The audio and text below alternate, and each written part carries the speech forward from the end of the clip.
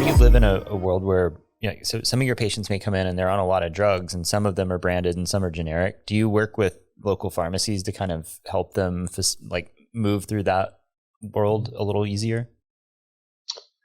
Yeah. So with the idea of, 90% of prescriptions filled are generic. So that leaves us only not able to manage 10% of a patient's profile. And by manage, I mean fill. We can actually still manage that patient's profile 100%. Right. But the actual filling of that brand, looking towards a future where brands are more mail order, they fit better in a mail order environment. The cost of those brands are going to continue to go up over time. So most retail pharmacies won't want to deal with those.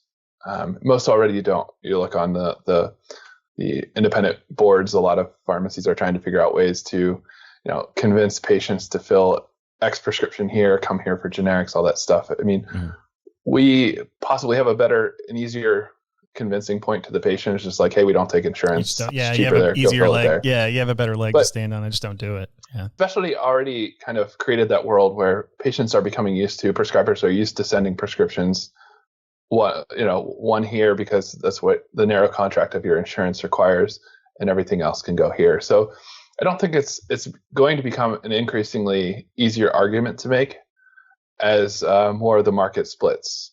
And so we still help patients with those prescriptions, to your question. If a patient has a brand name medication that's kind of pricey, we'll help them either find a manufacturer assistance program to help them qualify for that, get it directly from the manufacturer for free, or we'll help them apply coupons. Well, like I have a patient today who I'll be calling her current chain pharmacy to get coupons applied. And we charge a cost consultation fee. So as long as we're able to save them greater than our cost consultation fee, there's no charge unless we save you money, basically, is how we do that. I want to kind of go back a little bit when you kind of slipped something in there that was really profound, where you're charging a consult, that's where I was going consult, to. Yep. And that they don't get charged if you don't save them money is kind of like you just entered into a value-based arrangement, but the value there is to the patient. When we look at a lot of value-based care, we're, for the most part, when they talk about value-based care being the new thing, that's really a value for the healthcare system, not necessarily for the patient. And you've kind of taken that like, hey, if I don't save you money, you don't pay. Mm-hmm. How have patients approached, what's your general reaction look like? And do you have some self-funded employers you're working with to help those patients? I guess is the only thing I'd add to that. Yeah.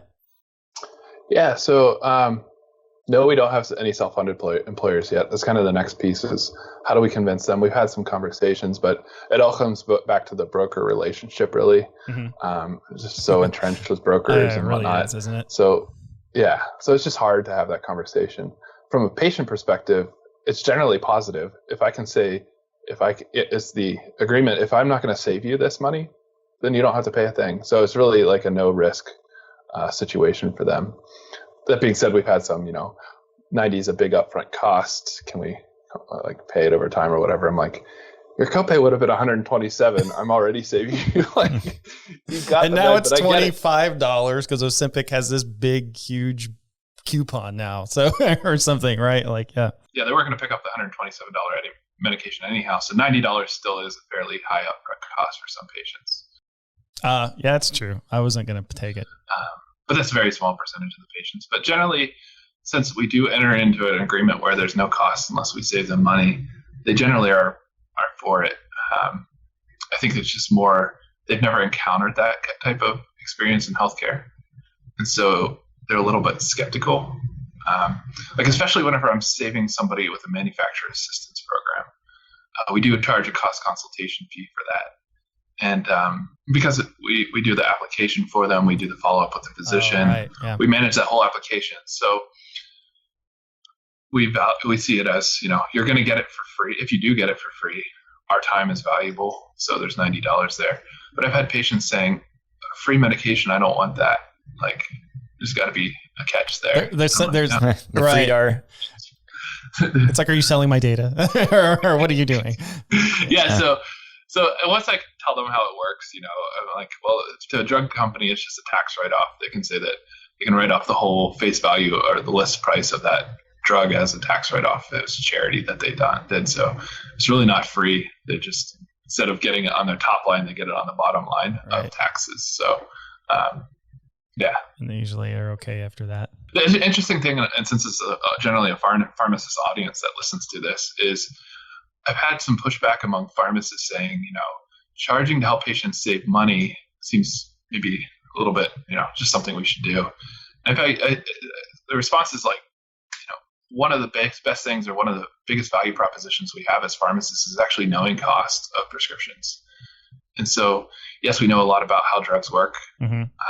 But when we start getting into specialty disease states, unless we're kind of a specialist pharmacist, we still generally know more than physicians. We know more than patients for sure. But, one of the big things that we know is how much, or should know, not all pharmacists know this, but is how much drug costs and how to help patients save money. So that's kind of the response I have.